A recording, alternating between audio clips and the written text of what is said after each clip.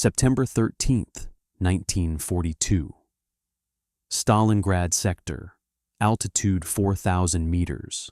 A 21-year-old woman with bleached blonde hair and wooden blocks strapped to her rudder pedals is about to do something the Soviet Air Force said was impossible. Below her, a Junkers Ju-88 bomber, 2 tons of German engineering, is lumbering toward Soviet positions. The manual said female pilots should fly night bombers, safe missions, transport duty, anything but this. Lydia Litvyak didn't care about the manual. She dove. The Yak-1 fighter screamed toward the Junkers. Her hands, small enough that she'd been rejected from a dozen regiments for not fitting the cockpit, worked the controls with surgical precision. The German rear gunner opened fire. Tracers arced past her canopy. She closed to 200 meters, 150, 100. Close enough to see the rivets on the bomber's fuselage, close enough to smell the cordite. She squeezed the trigger.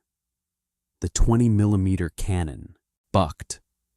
The Junker shuddered, trailing smoke, then fire, then nothing but a black smear across the sky as it disintegrated. She didn't celebrate.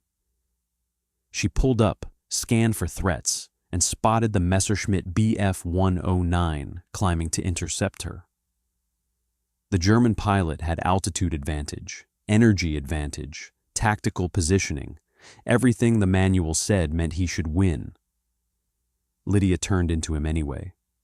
3 days earlier, male pilots in the 437th Fighter Aviation Regiment had refused to fly with her. Not because she couldn't fly. She had more flight hours than half the men in the regiment. They refused because she was a woman, because she'd shown up with peroxide blonde hair and a canvas bag full of makeup, because she'd painted white lilies on her fighter's nose, because everything about her screamed that she didn't belong in a cockpit over the most brutal battlefield in human history. By the end of that day, September 13th, she'd shot down 2 German aircraft in a single mission. The men stopped refusing.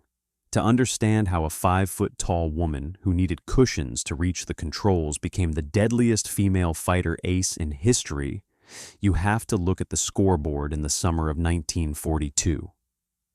The Soviet Union was losing, not losing battles, losing the war. The Wehrmacht had pushed to the outskirts of Moscow. Leningrad was under siege. The oil fields of the Caucasus, the lifeblood of the Soviet war machine, were within reach of German panzers. At Stalingrad, the city that would define the entire Eastern Front, Soviet forces were being systematically destroyed. The Luftwaffe owned the sky. German fighters and bombers operated with near impunity, shredding Soviet ground forces, obliterating supply lines, turning entire divisions into smoking craters. Soviet fighter pilots were dying at a rate that made veteran status meaningless. If you survived a month, you were ancient. 2 months made you a legend. The average life expectancy of a Soviet fighter pilot at Stalingrad was measured in sorties, not weeks. Usually single digits. The Soviet Air Force was desperate, not strategically concerned, desperate, existentially panicked, desperate. They were running out of pilots faster than they could train replacements. Young men, boys really, 18 and 19-year-olds pulled from farms and factories, were being thrown into cockpits with minimal training and told to stop the Luftwaffe.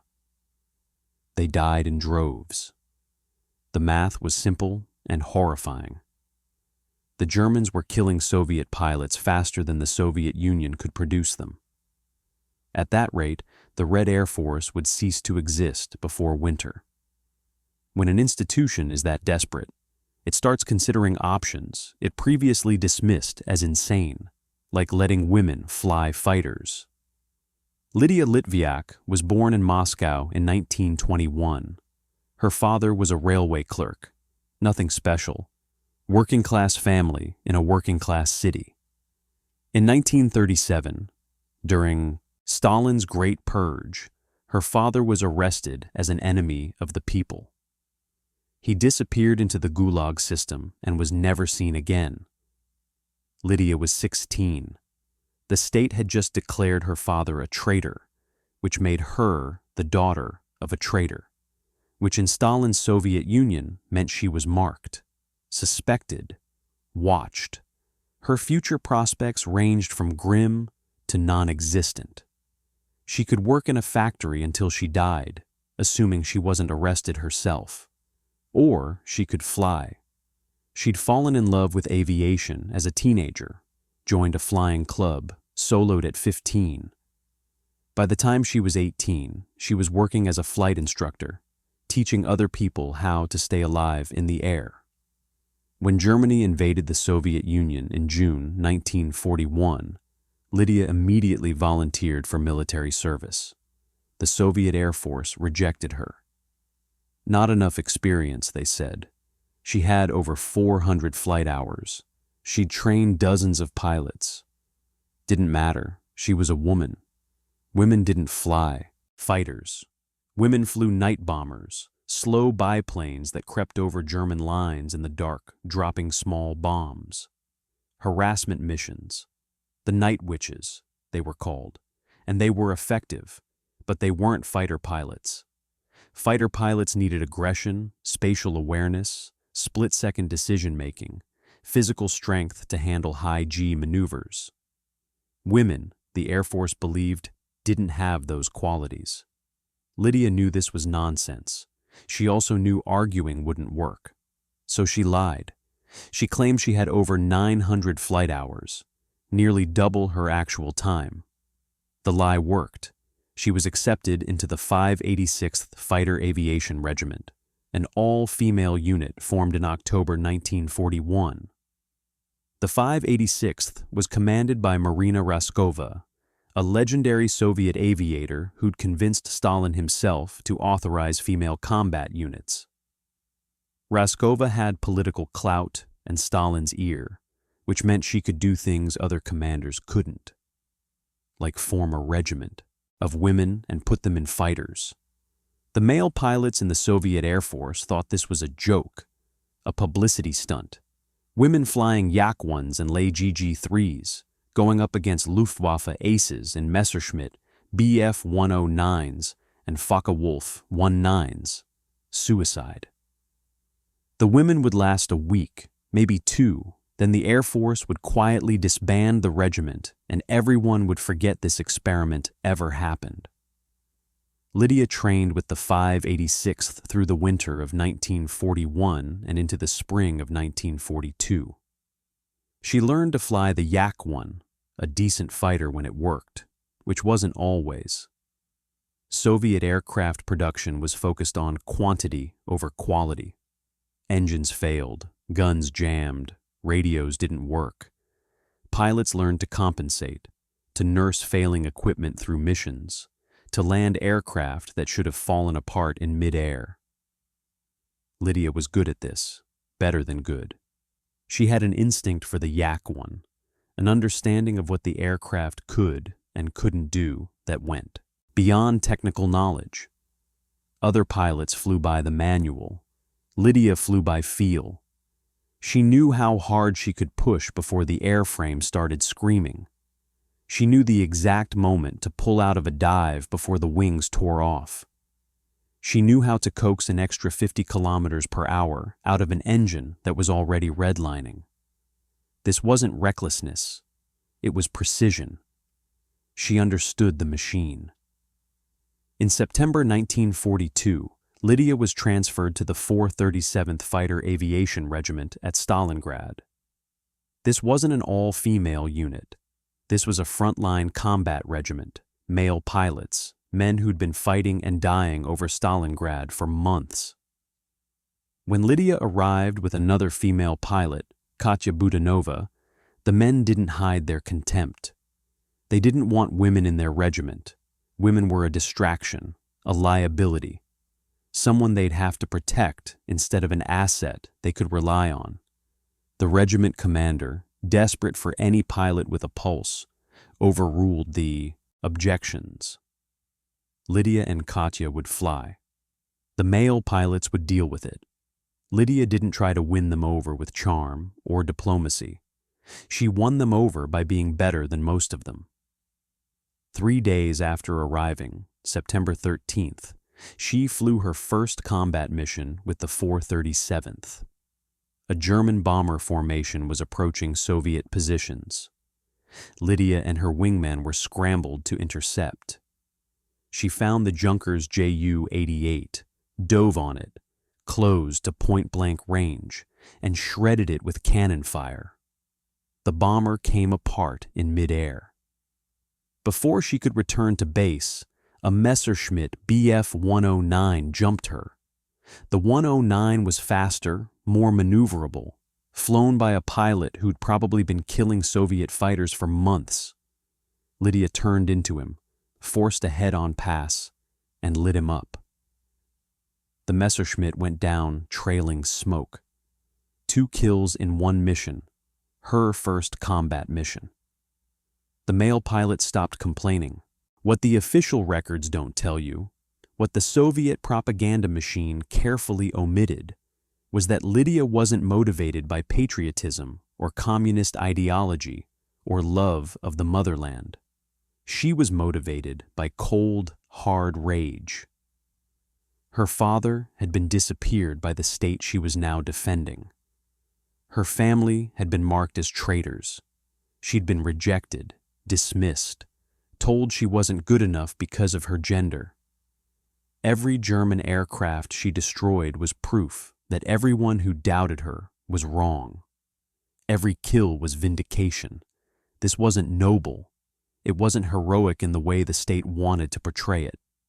It was personal. It was fury channeled through a control stick and a gun trigger, and it made her terrifyingly effective. The Luftwaffe pilots over Stalingrad were not beginners. These were experienced combat aviators, men who'd been fighting since the invasion of Poland in 1939, who'd flown over France and Britain and North Africa. They had better aircraft, better training, better tactics. The Bf-109 was superior to the Yak-1 in almost every measurable way: faster, better climb rate, heavier armament. Soviet pilots survived by using numbers and aggression. Swarm the Germans, accept losses. Trade 3 Soviet fighters for 1 German. The math was brutal, but it worked because the Soviet Union could replace pilots and aircraft faster than Germany could. Barely. Lydia didn't fly like that. She flew like a hunter, patient, calculating. She'd stalk German formations, looking for the straggler, the pilot who wandered too far from his wingman, the bomber that dropped out of formation. Then she'd strike, fast and close, and disappear before the Germans could react. She racked up kills while other pilots were still trying to get into position. By the end of 1942, Lydia had 5 confirmed kills, enough to make her an ace. The first female fighter ace in history. The Soviet propaganda machine loved this. The White Lily of Stalingrad, they called her. Newspapers ran stories about the blonde aviatrix who was terrorizing the Luftwaffe. Radio broadcasts described her exploits in breathless detail. She was a symbol, proof that Soviet women were just as capable as Soviet men, that the entire nation was united in the struggle against fascism. Lydia hated the attention. She didn't want to be a symbol. She wanted to fly and fight and kill Germans. The propaganda interfered with that. She was pulled from missions to give interviews, to pose for photographs, to smile for the cameras. She complied because refusing would have been insubordination, but she resented every second of it. In January 1943, Lydia was transferred to the 73rd Guards Fighter Aviation Regiment. The Guards designation meant this was an elite unit, pilots who'd proven themselves in combat, who'd earned the right to wear the guard's badge. Lydia was one of 2 women in the regiment. The other was Katya Budanova, her friend from the 437. The male pilots in the 73rd didn't question their presence. By this point, Lydia's reputation preceded her. She had 6 kills, 7, 8. She was becoming known not just as a competent pilot, but as a dangerous one, aggressive, fearless, the kind of pilot who'd turn into a German formation instead of away from it, who'd press an attack until her ammunition was gone, who'd rather crash her aircraft into an enemy than let him escape. The Luftwaffe noticed. German intelligence identified her as a high-value target. Radio intercepts picked up references to a female Soviet pilot, blonde, flying a yak with white lilies painted on the nose. Luftwaffe commanders issued orders to their pilots. If you encounter her, shoot her down. Kill her. She was becoming a problem. In March 1943, Lydia was wounded in combat. Shrapnel from a German fighter's cannon shells tore through her cockpit, shredding her leg. She managed to land the aircraft, barely, and was evacuated to a field hospital. The doctors told her she was done flying. The wound was too severe. She needed weeks of recovery, maybe months. Lydia ignored them. She was back in the cockpit within 10 days, limping, her leg still bandaged, flying combat missions before the stitches had even come out. The regimental doctor protested. The commander overruled him. They needed pilots. If Lydia could fly, she'd fly. Around this time, Lydia began a relationship with Alexei Solomatin, a fellow pilot in the 73rd Guards. Solomatin was a talented aviator, calm under pressure, the kind of wingman you wanted in a fight. He and Lydia flew together often, covering each other, hunting together. The relationship was against regulations. Fraternization between pilots was discouraged because it created emotional attachments that could compromise tactical decision-making. If your lover was in danger, you might break formation to protect them, leaving your squadron vulnerable. Lydia and Alexei didn't care. They were fighting a war where life expectancy was measured in weeks. If they found something that made the horror bearable, they were going to take it. Regulations could burn. In May 1943, Alexei Solomatin died, not in combat, in a training accident. His aircraft malfunctioned during a routine flight. He crashed and burned. Lydia watched it happen. She was on the ground, waiting for her own mission, and she saw his yak tumble out of the sky and explode. The other pilots said she didn't scream or cry. She just stood there, silent, watching the smoke rise. Then she walked to her aircraft and demanded to be cleared for takeoff.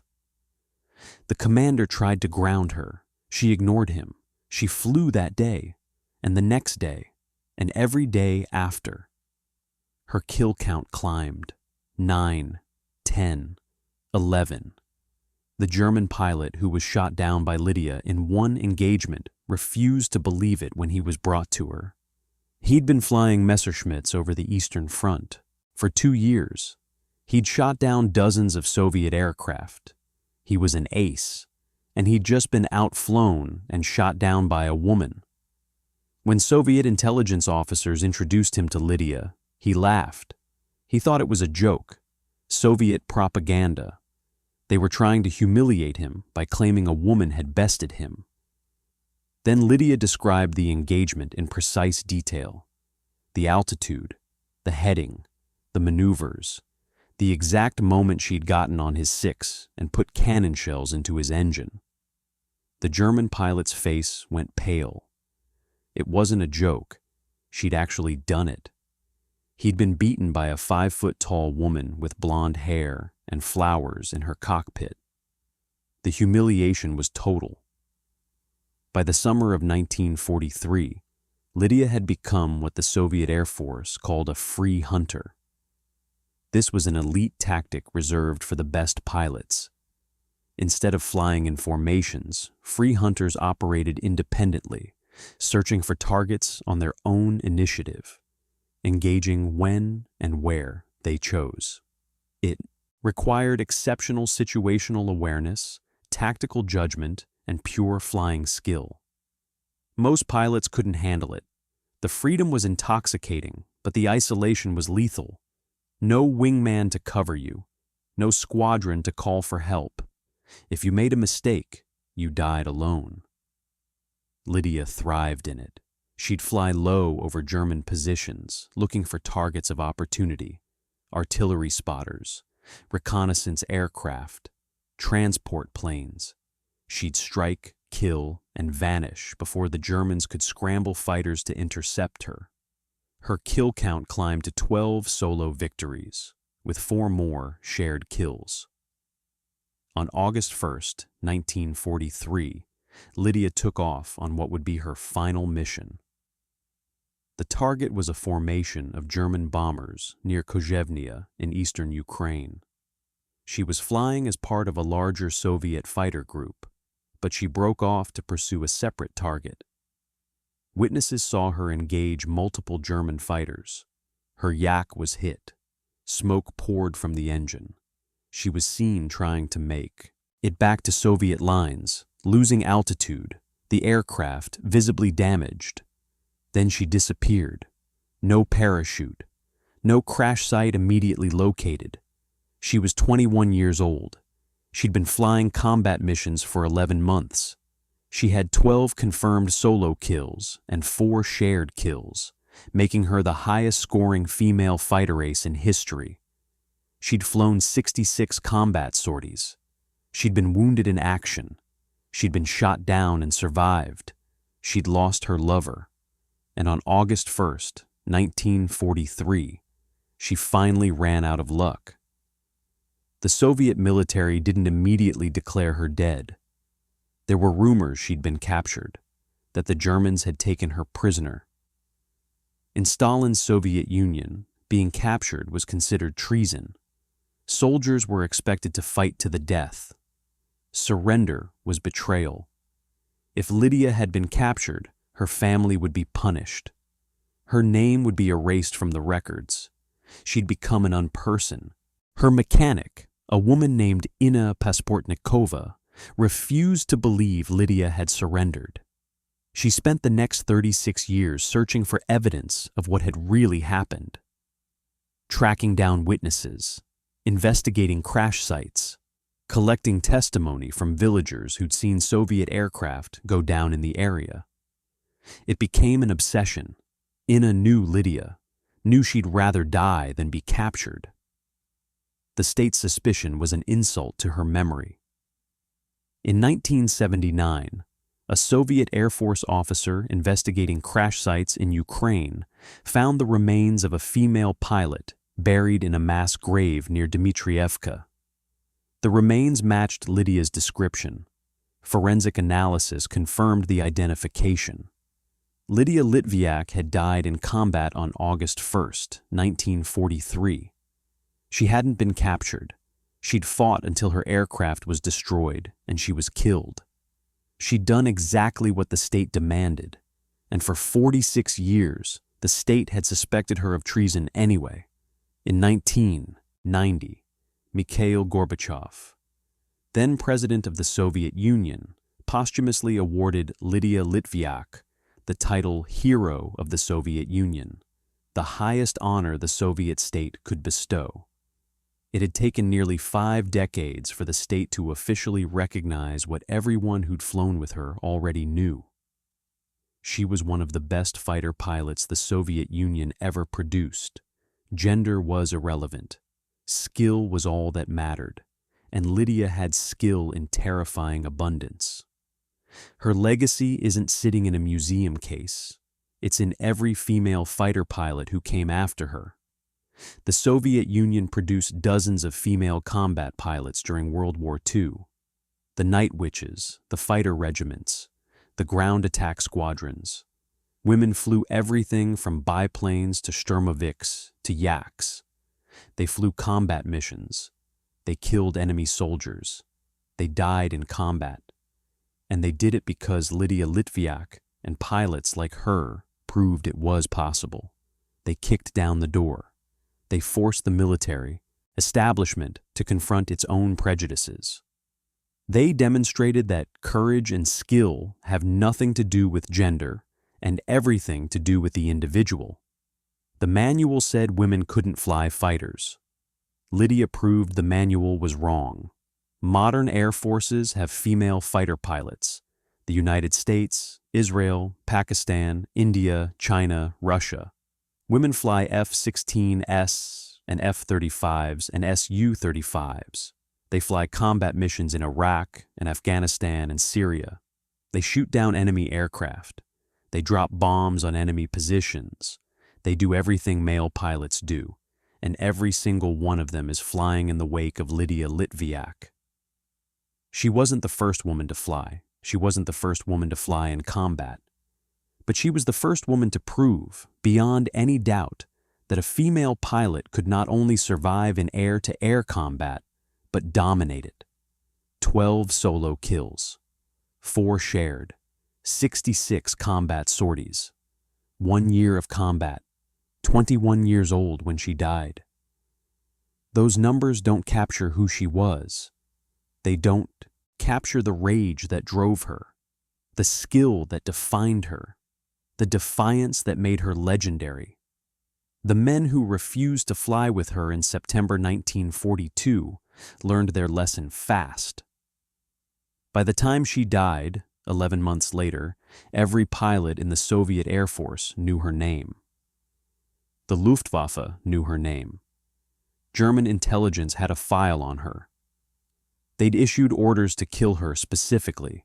She'd gone from a rejected flight instructor to a high-value target in less than a year.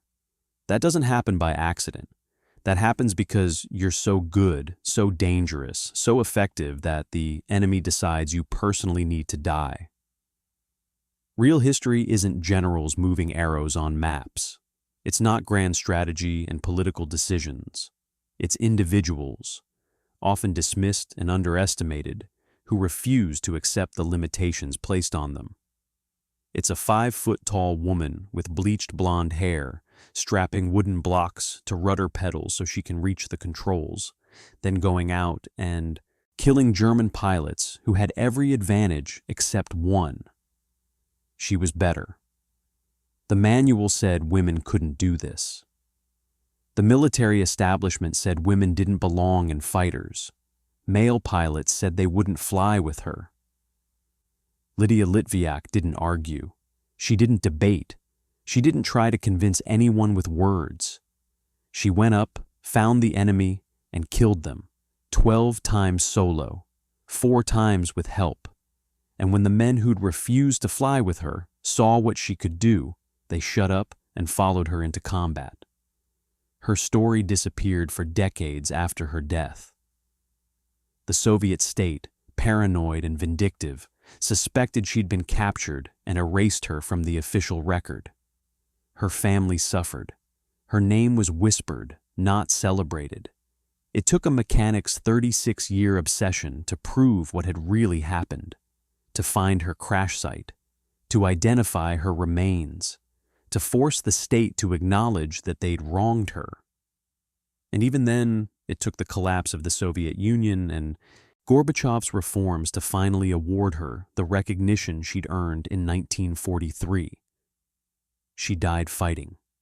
She died doing exactly what she'd been trained to do, and the state she'd defended thanked her by suspecting her of treason for half a century.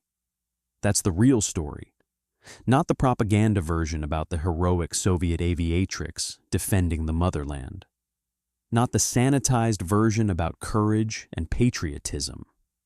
The real story is about a woman who had every reason to hate the state she was fighting for, whose father had been disappeared, whose family had been marked, who'd been rejected and dismissed and told she wasn't good enough.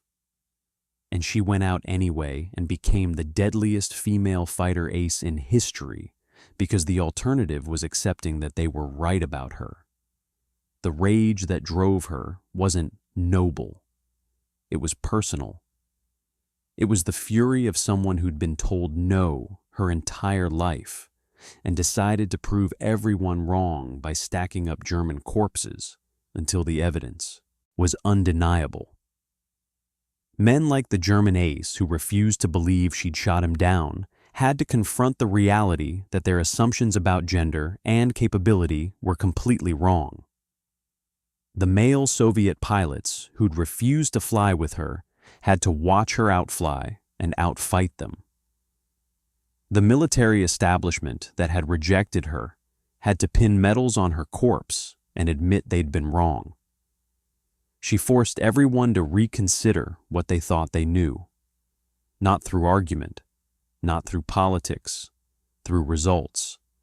Through 12 solo kills and 4 shared kills and 66 combat sorties and a year of combat that should have killed her a dozen times over. Her death wasn't heroic in the way the propaganda wanted. She didn't die saving her wingman or ramming a German bomber or making a last stand against impossible odds. She died because the odds finally caught up with her. She'd been flying combat missions for 11 months. She'd been wounded. She'd lost her lover. She'd pushed her luck further than anyone had a right to expect. And on August 1st, 1943, a German fighter got a good burst into her aircraft and she couldn't recover. She crashed. She died. The machine that had made her legendary finally killed her. That's how it works. Pilots who live by the aircraft eventually die by the aircraft.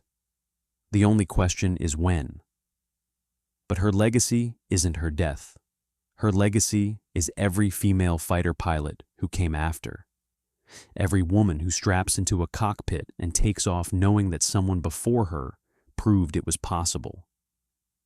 Lydia Litvyak didn't open the door for women in combat aviation. She kicked it off the hinges. She forced it open through sheer skill and determination and a refusal to accept no for an answer. The manual said women couldn't fly fighters. Lydia burned the manual. The male pilots said they wouldn't fly with her. Lydia made them irrelevant by being better than them. The state said she wasn't experienced enough.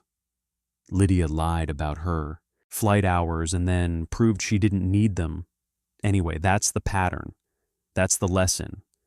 The people who change history aren't the ones who follow the rules. They're the ones who look at the rules, recognize they're designed to exclude them, and break them anyway. They're the ones who take the rejection and the mockery and the dismissal and turn it into fuel. Lydia Litvyak was rejected from military aviation. She lied to get in. She was transferred to a combat regiment where the men refused to fly with her. She shot down 2 German aircraft in her first mission and made the refusal irrelevant. She was wounded in combat. She ignored the doctors and flew anyway. She lost her lover. She kept flying. She was shot down and killed. And 46 years later, the state finally admitted she'd been right and they'd been wrong. If you believe that skill matters more than prejudice, that results speak louder than assumptions, that the people who change the world are usually the ones everyone said couldn't do it, then Lydia Litvyak's story matters. She's not a footnote. She's not a curiosity. She's proof that the barriers we accept as permanent are only permanent until someone refuses to accept them. She refused. She paid for it with her life. But she won. 12 solo kills, 4 shared, 66 combat sorties. The deadliest female fighter ace in history. The White Lily of Stalingrad.